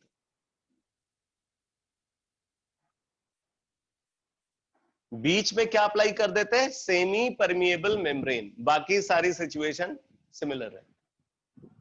तो अगर सेमी परमिएबल मेम्ब्रेन को अप्लाई करेंगे तो सेमी परमिएबल मेम्ब्रेन को अप्लाई करने पे क्या होगा कि अब जो सोल्यूट पार्टिकल है वो इसके थ्रू पास नहीं कर सकता. सेमी परमिएबल मेम्ब्रेन को अगर हमने अप्लाई किया तो उससे क्या हुआ, जो इस साइड का जो सोल्यूट पार्टिकल है वो सोल्यूट पार्टिकल इधर नहीं आ पाएगा. क्योंकि सेमी परमेबल मेम्ब्रेन के थ्रू सिर्फ सॉल्वेंट जो है वो मूव कर सकता है, सल्यूट मूव नहीं कर सकता। तो डिस्पर्स फेस पार्टिकल इधर से इधर नहीं आएगा। तो क्योंकि अब डिस्पर्स फेस पार्टिकल का फ्लो नहीं हो पा रहा है, इसलिए उसकी जगह पे सॉल्वेंट का फ्लो होने लगेगा, क्योंकि सॉल्वेंट जो है इसके थ्रू पास कर सकता है। तो सॉल्वेंट का फ्लो होने लगेगा, डिस्पर्सन मीडियम का फ्लो होने लगेगा, और डिस्पर्सन मीडियम का फ्लो की वजह से क्या होगा, इधर जो लिक्विड लेयर है वो इंक्रीज करने लगेगा। अगर हमने यहां पे सेमी परमिएबल मेम्ब्रेन अप्लाई किया तो डिस्पर्स फेज पार्टिकल का ट्रांसफर नहीं हो पाएगा उसके थ्रू, बट डिस्पर्सन मीडियम का ट्रांसफर हो सकता है। तो अगर डिस्पर्स फेज पार्टिकल पे पॉजिटिव चार्ज है तो डिस्पर्सन मीडियम पे नेगेटिव चार्ज रहा होगा, तो डिस्पर्सन मीडियम जो है वो यहां पे इलेक्ट्रो ऑस्मोसिस में मूव करता है। ऑब्वियसली डिस्पर्सन मीडियम पे अगर नेगेटिव चार्ज है तो पॉजिटिव प्लेट की तरफ जाएगा, तो पॉजिटिव प्लेट मतलब एनोड की तरफ वो मूव करेगा, इसलिए एनोड के सराउंडिंग में लिक्विड लेवल इंक्रीज करने लगेगा। तो जिधर लिक्विड लेवल इंक्रीज करता है वो लिक्विड लेवल का इंक्रीज को देख करके हम डिसाइड करते हैं कि लिक्विड लेवल अगर एनोड के सराउंडिंग में इंक्रीज कर रहा है, इसका मतलब डिस्पर्सन मीडियम एनोड की तरफ आया, इसका मतलब डिस्पर्सन मीडियम पे नेगेटिव चार्ज है, इसका मतलब डिस्पर्स फेज पे पॉजिटिव चार्ज है। तो अगर लिक्विड लेवल एनोड के सराउंडिंग में इंक्रीज हुआ तो पॉजिटिव कोलैड इलेक्ट्रो ऑस्मोसिस में, और अगर डिस्पर्स लिक्विड लेवल कैथोड के सराउंडिंग में इंक्रीज हुआ ड्यूरिंग इलेक्ट्रो ऑस्मोसिस तो नेगेटिव कोलैड होगा। तो आप इसको कंक्लूजन में लिख लो, आपको समझना आसान रहेगा। During electro osmosis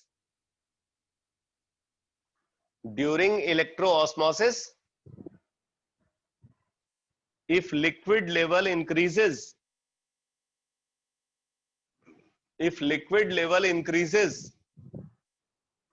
around the anode during electroosmosis, if liquid level increases around the anode, then positive colloid is present,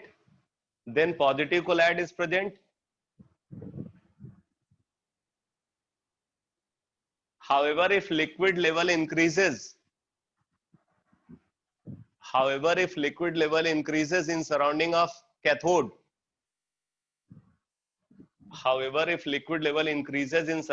cathode, then negative colloid is present.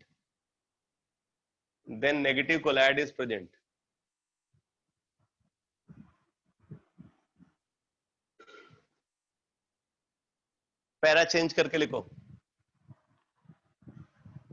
During electrophoresis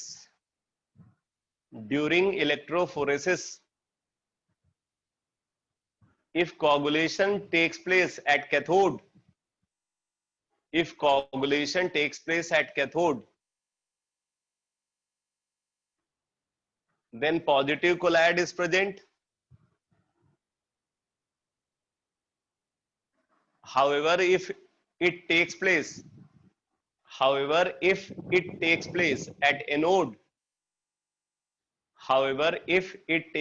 at anode, then negative colloid is present.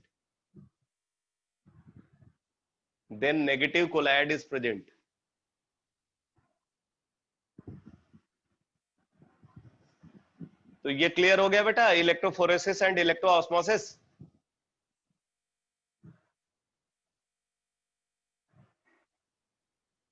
Electrophoresis और electro osmosis का difference समझ में आ गया?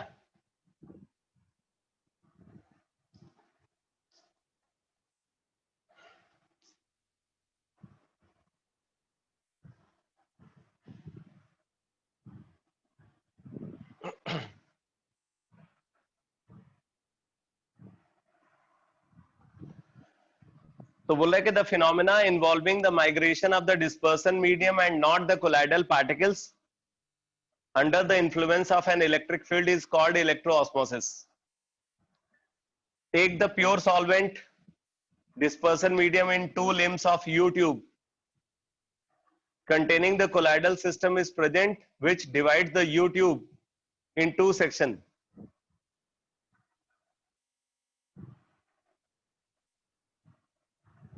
in the lower middle portion of U-tube, a porous diaphragm containing the colloidal system is present. वो porous diaphragm की जो बात कर रहे हैं वही basically SPM है, semi permeable membrane है. As shown in figure, when the electric field is applied to the electrode, the solid phase of sol cannot move, but the solvent move through the porous diaphragm towards one of the electrodes. The direction of migration of dispersion medium due to electroosmosis determine the charge on sol particle. For example, if the dispersion medium moves towards the cathode, the sol particles are also negatively charged. अगर ये cathode की तरफ move करके जा रहा है तो negative collide है. The sol particles are also negatively charged because the dispersion medium is positively charged, as on the whole colloidal solution is neutral. तो मैंने कंक्लूजन क्या है वो आपको बता दिया सिंपल लैंग्वेज में, आप उसी तरीके से उसको याद रखो. अब इसके बाद अगला कंसेप्ट गिवन है बुकलेट में, इलेक्ट्रिकल डबल लेयर. देखो इलेक्ट्रिकल डबल लेयर में क्या बोल रहे हैं, बोले the surface of a colloidal particle acquires a positive और a negative charge by selective adsorption of ions carrying positive and negative charges respectively. The charged layer, adsorption से जो charged layer बनी, the charged layer जिसको fixed layer भी बोलते हैं, the charged layer attract counter ions from the medium which forms a second layer. Thus an electrical double layer is formed on the surface of the particle. That is one due to adsorbed ions and the other due to oppositely charged ions, forming a diffuse layer. This layer consists of ion of both the signs, but its net charge is equal and opposite to those adsorbed by the colloidal particles. The existence of charges of opposite signs on the fixed and diffuse parts of the double layer creates a potential between these layers. This potential difference between the fixed charge layer and diffuse layer of opposite charge is called electrokinetic potential or zeta potential. इसको Z से represent करते हैं. और zeta potential को थोड़ा NCERT में नहीं है ये इंफॉर्मेशन, बोला zeta potential Z is equal to 4 pi eta V upon D. 4 pi eta V upon D. यहां पे नीटा जो है ये बता रही है कोफिशिएंट ऑफ विस्कोसिटी है, coefficient of viscosity of medium, और वी है, वी यहां पे velocity of disperse phase particle. V is velocity of disperse phase particle and D is dielectric constant of the medium. D यहां पे dielectric constant of the medium. Neta coefficient of viscosity of the medium, V is velocity of dispersed phase particle and D is dielectric constant of the medium. तो ये है zeta potential का formula.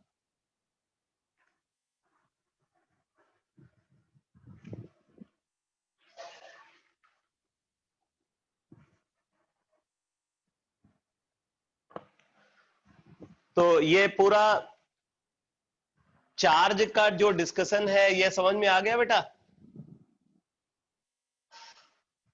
सारी बात समझ में आ गई? चार्ज की ओरिजिन कैसे होती है, इलेक्ट्रोफोरेसिस, इलेक्ट्रोऑस्मोसिस, कैसे हम पॉजिटिव और नेगेटिव कोलाइड को क्लासिफाई करते हैं, ठीक है, क्योंकि इसी से रिलेटेड है अगला डिस्कशन. अब एनसीईआरटी में इलेक्ट्रोफोरेसिस गिवन है, अब इसको आप खुद पढ़ जाना, पढ़ना जरूर. कोई भी चीज आप छोड़ना नहीं एनसीईआरटी में. जो है एनसीईआरटी में आपको जरूर कुछ नहीं तो आपको एक्स्ट्रा एग्जांपल मिलेंगे.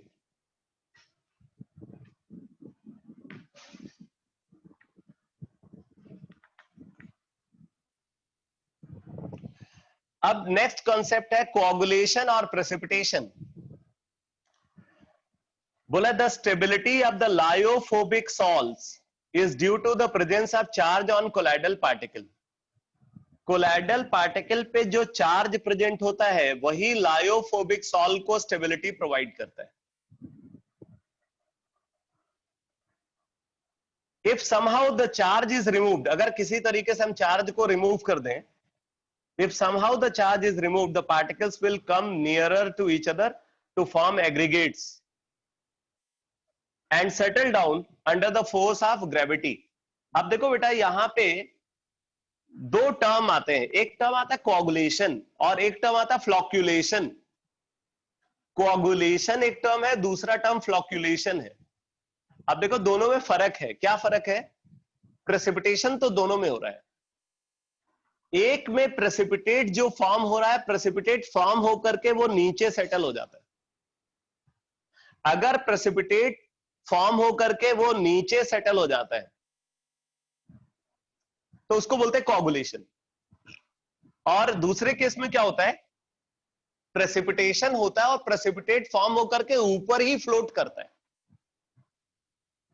अगर प्रेसिपिटेट की डेंसिटी कम है तो वो ऊपर ही फ्लोट करेगा सरफेस पे. अगर वो ऊपर फ्लोट कर रहा है तो उसको फ्लॉक्यूलेशन बोलते हैं. और अगर वो प्रेसिपिटेट बन करके नीचे सेटल हो गया डेंसिटी ज्यादा होने की वजह से तो उसको कोआगुलेशन बोलते हैं. तो कोआगुलेशन और फ्लॉक्यूलेशन में डिफरेंस समझ में आया? कोआगुलेशन और फ्लॉक्यूलेशन है दोनों ही प्रेसिपिटेशन, लेकिन एक में डेंसिटी डिस्पर्सन मीडियम से ज्यादा होती है तो वो नीचे सेटल होता है. अगर नीचे सेटल हो रहा है तो कोआगुलेशन, और दूसरे में डेंसिटी कम है डिस्पर्सन मीडियम से इसलिए ऊपर फ्लोट करता है तो उसको फ्लॉक्यूलेशन बोलते हैं. फ्लॉक्यूलेशन, फ्लॉक्यूलेशन. क्लियर? अरे समझ में आया कि नहीं?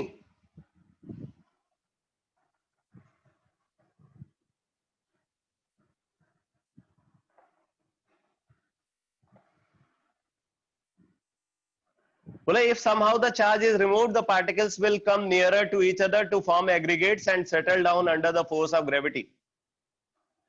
The process of settling of colloidal particles, the process of settling of colloidal particles is called coagulation or precipitation of the salt. The coagulation of the lyophobic salt can be carried out in the following ways. हम कैसे कैसे coagulation करा सकते हैं?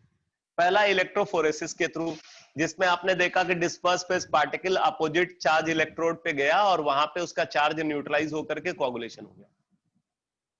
The colloidal particle move towards oppositely charge electrode, get discharged and precipitated by mixing two oppositely charge salt. दूसरा तरीका क्या है कोआगुलेशन कराने का? कि एक पॉजिटिव कोलाइड है और एक नेगेटिव कोलाइड है, उनको मिक्स कर दो तो दोनों एक दूसरे को क्या करेंगे? कोआगुलेट कर देंगे. दोनों एक दूसरे का चार्ज को न्यूट्रलाइज करके कोआगुलेशन करा देते हैं. तो बोले कि अपोजिटली चार्ज सॉल्ट, मतलब आप बोल सकते हो, अब जरा समझना है इसका मतलब, कि जैसे मान लो आपके पास मेटल हाइड्रोक्साइड सॉल्ट है और मेटल सल्फाइड सॉल्ट है. एक मेटल हाइड्रोक्साइड सॉल्ट लिया, एक मेटल सल्फाइड सॉल्ट लिया, तो metal hydroxide salt positive colloid और metal sulphide salt negative colloid mix किया तो दोनों का कोआगुलेशन हो गया. Oppositely charged salt when mixed in almost equal proportion neutralize their charges and get partially or completely precipitated. Mixing of hydrated ferric oxide, positive salt, and arsenious sulfide, negative salt, bring them in the precipitate formation, precipitated forms. This type of coagulation is called mutual coagulation. इसको क्या बोलते हैं? Mutual coagulation. तो ये पूछा जा सकता है आपसे, व्हाट इज म्यूचुअल कोआगुलेशन? तो इसको नोट कर लेना, ये बुकलेट में नहीं मिलेगा आपको, ये टर्म नहीं मिलेगा. बाय बॉइलिंग, बोले when a salt is boiled the adsorbed layer is disturbed due to increased collisions with the molecules of dispersion medium. This reduces the charge on the particles and ultimately leads to settling down in the form of a precipitate. तो अब यहाँ पे क्या बोल रहे हैं कि जब हम एक सोल्यूशन को, कोलाइडल सोल्यूशन को बॉयल करते हैं तो मॉलिक्यूल्स की काइनेटिक एनर्जी बढ़ती है, उनके बीच में कोलिजन और तेजी से होने लगता है। तो उस कोलिजन की वजह से क्या होता है, जो एडजॉर्ब्ड आयंस है वो वहां से फ्री हो जाते हैं, और एडजॉर्ब्ड आयंस अगर फ्री हो जाएंगे तो अनचार्ज होगा, और अनचार्ज होगा तो वो कोगुलेट हो जाता है।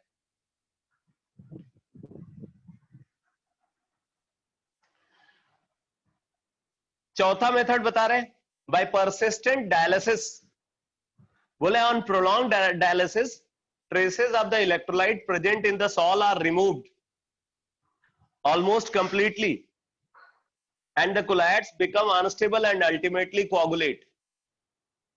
तो अगर हम persistent dialysis यानी कि prolonged dialysis, बहुत ज्यादा टाइम तक अगर हम डायलिसिस कराते हैं, तो जो बोल रहे हैं कि जो traces of the electrolyte sol के अंदर प्रेजेंट है वो रिमूव हो जाते हैं, और कोलाइड जो है वो अनस्टेबल होकर के कोगुलेट हो जाता है। By addition of electrolytes, बोला when excess of an electrolyte is added, the colloidal particles are precipitated. The reason is that the colloids interact with ions carrying charge opposite to that present on themselves. Dispersed phase particle पे जो charge है उसके opposite charge वो electrolyte से attract करता है और उससे उसका चार्ज न्यूट्रलाइज हो जाता है। This causes neutralization leading to their coagulation. The ion responsible for neutralization of charge on the particles is called the coagulating ion. तो जो आयन चार्ज को न्यूट्रलाइज करा रहा है वो कोगुलेटिंग आयन है। The negative ion causes the precipitation of positively charged sol and vice versa. Anion positive colloid को coagulate कराता है और कैटायन नेगेटिव कोलाइड को कोगुलेट कराता है। It has been observed that generally the greater the valence of the flocculating ion added, coagulating ion मतलब flocculating ion, बस difference जो मैंने बताया कि अगर प्रेसिपिटेट फ्लोट कर रहा है तो फ्लॉक्यूलेशन और सेटल हो रहा है नीचे तो coagulation. It has been observed that generally the greater the valence of the flocculating ion added, valence मतलब valency मतलब charge, the greater is its power to cause precipitation. This is known as Hardy-Sulje rule. ये बहुत important rule है और ये अक्सर school exam में पूछा जाता है, बोर्ड एग्जाम में अक्सर इस पे क्वेश्चन आता है। Define Hardy Schulze rule. तो बोल रहा है कि it has been observed that generally the greater the valence of the flocculating ion, मतलब जो कोगुलेटिंग आयन है उस पे जितना ज्यादा चार्ज होगा उसकी कोगुलेटिंग पावर उतनी ज्यादा होगी। कोगुलेटिंग आयन पे जितना ज्यादा चार्ज होगा उसकी कोगुलेटिंग पावर उतनी ज्यादा होगी।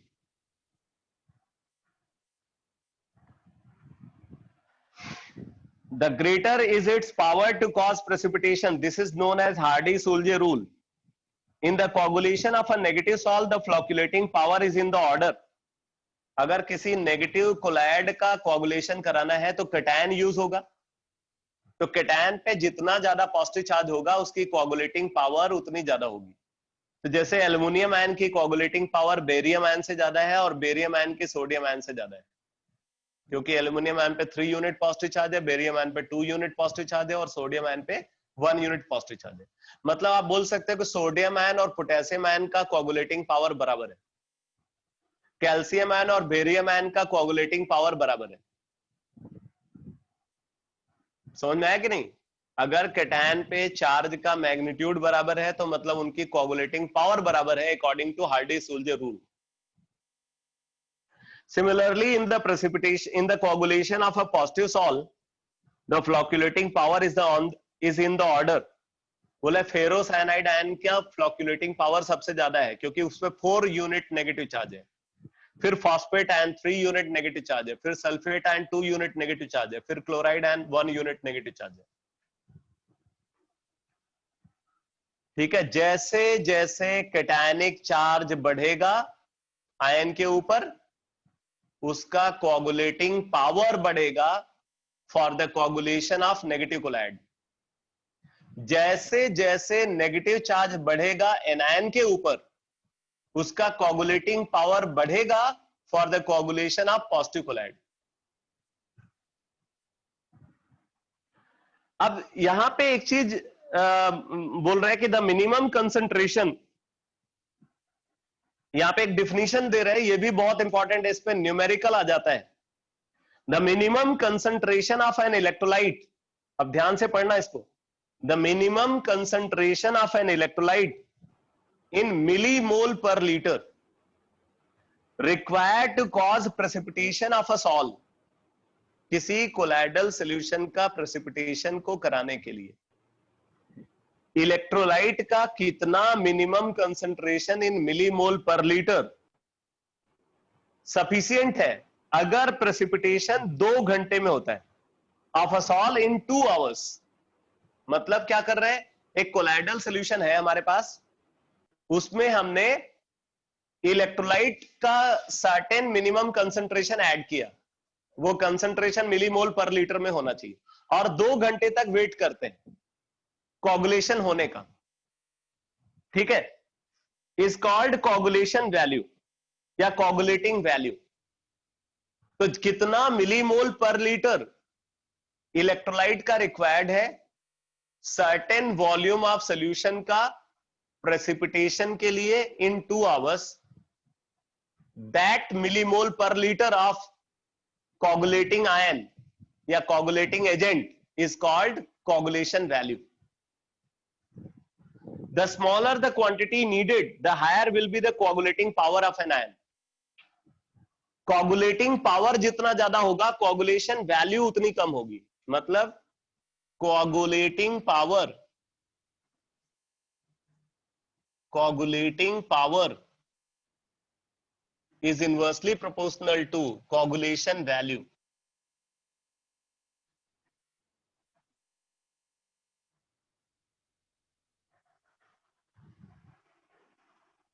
Coagulation value क्या है, millimole per litre of electrolyte required for coagulation of certain volume of colloidal solution in 2 hours.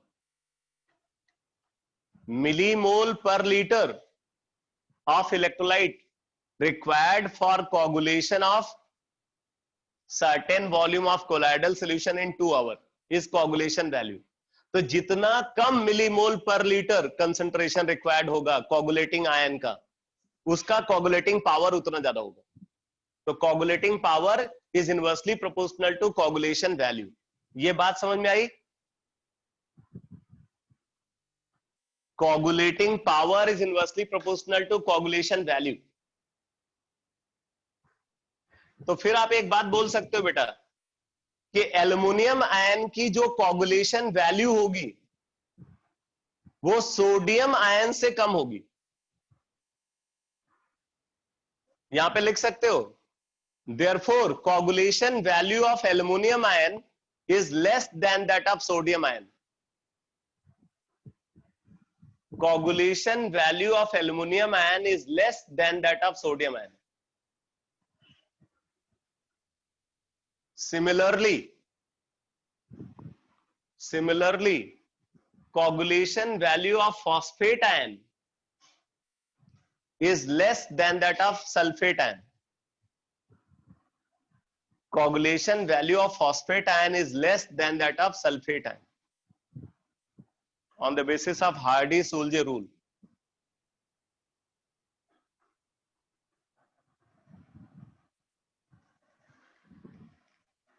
कई बार ये भी पूछ लेते हैं कि हार्डी-सुल्जे रूल की लिमिटेशन क्या है. वैसे तो ये लिमिटेशन वाला पॉइंट पे कहीं भी इन्होंने फोकस नहीं किया है, एनसीईआरटी में नहीं है, लेकिन समटाइम्स मैंने देखा है कि हार्डी-सुल्जे रूल की लिमिटेशन पूछी जाती है. तो इसकी लिमिटेशन क्या हो सकती है? जैसे बोल रहे हैं कि सोडियम आयन और पोटेशियम आयन का कोगुलेटिंग पावर बराबर है, लेकिन क्या आपको लगता है कि ऐसा होना चाहिए?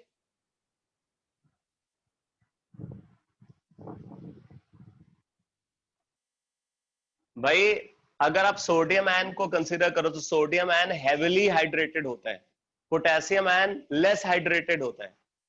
जितना छोटा कैटायन होगा उसका हाइड्रेशन उतना ज्यादा होगा.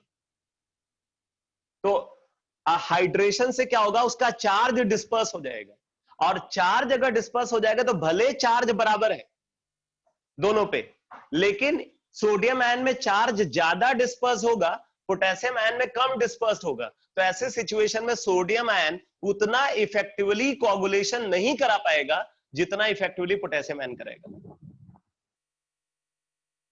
तो हार्डी-सूल्जे रूल में यह हाइड्रेशन फैक्टर को कंसीडर नहीं किया जाता, जो कि इस रूल की लिमिटेशन है।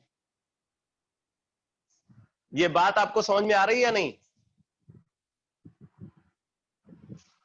हार्डी-सूल्जे रूल की क्या लिमिटेशन है, यह आपको समझ में आ रहा है?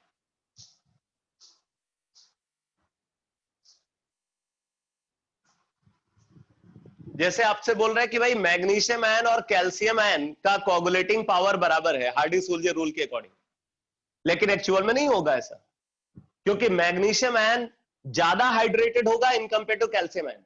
तो मैग्नीशियम आयन में चार्ज ज्यादा डिस्पर्स्ड होगा, कैल्शियम आयन में चार्ज कम डिस्पर्स्ड होगा, तो कैल्शियम आयन ज्यादा इफेक्टिवली कोगुलेशन कराएगा, इसलिए उनके कोगुलेटिंग पावर में डिफरेंस आ जाएगा ड्यू टू हाइड्रेशन।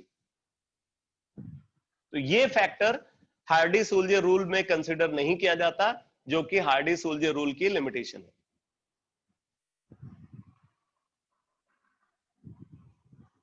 ठीक है, तो अब एक बार इसको, इसी डिस्कशन को बुकलेट से देख लेते हैं और फिर इसको समराइज करके आज की क्लास को मैं फिनिश कर रहा हूं। देखो बेटा, कोआगुलेशन,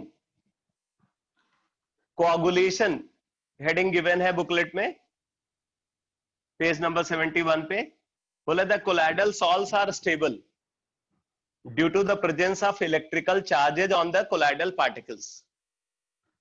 कोलाइडल पार्टिकल्स पे जो इलेक्ट्रिकल चार्ज प्रेजेंट होता है उसकी वजह से वो स्टेबल होता है। Because of the electrical repulsion the particles do not come close to one another to form precipitate. The removal of charge by any means will lead to the aggregation of particles and hence precipitation will occur immediately. अगर आप charge किसी भी तरीके से remove करते हो तो precipitation होगा। The process by means of which the particles instead of settling at the bottom of the container float on the surface of the dispersion medium, then coagulation is called flocculation. अगर precipitation के बाद वो surface पे float कर रहा है तो उसको फ्लॉक्यूलेशन बोलेंगे, नीचे सेटल हुआ तो coagulation. Most of the salts are coagulated by adding an electrolyte of opposite sign. This is due to the fact that the colloidal particles take up the ions of electrolyte whose charges are opposite is neutralized।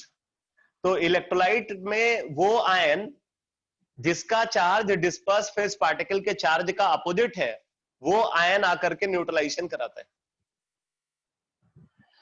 Thus coagulation takes place.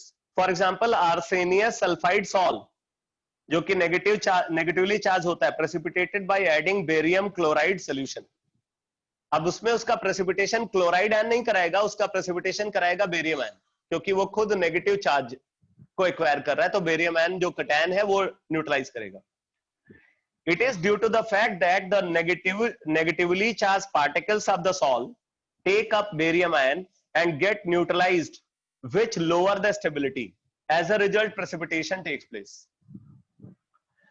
अब watch out में देखो, coagulation value और coagulating power को discuss किया है। बोला the minimum amount of an electrolyte required, minimum amount को NCERT में मोल पर, मिलीमोल पर लीटर में कंसीडर किया है। मिनिमम अमाउंट ब्रैकेट में लिख लेना millimole per litre, minimum amount bracket में लिखना millimole per litre of an electrolyte required to cause coagulation of 1 litre of colloidal solution. वहां पे कोलाइडल सॉल्यूशन का वॉल्यूम नहीं गिवन था, यहां पे वॉल्यूम गिवन है। Minimum amount in millimole per litre of an electrolyte required to cause coagulation of 1 liter of a colloidal solution when placed for 2 hours। ये भी ऐड होना चाहिए, when placed for 2 hours is called coagulation value or flocculation value of the electrolyte for the sol. The reciprocal of coagulation value is regarded as coagulating power. तो coagulating power is inversely proportional to coagulation value. वैसे यहां पे reciprocal बोला गया है, मतलब ये बोला गया coagulating power is equal to 1 upon coagulation value.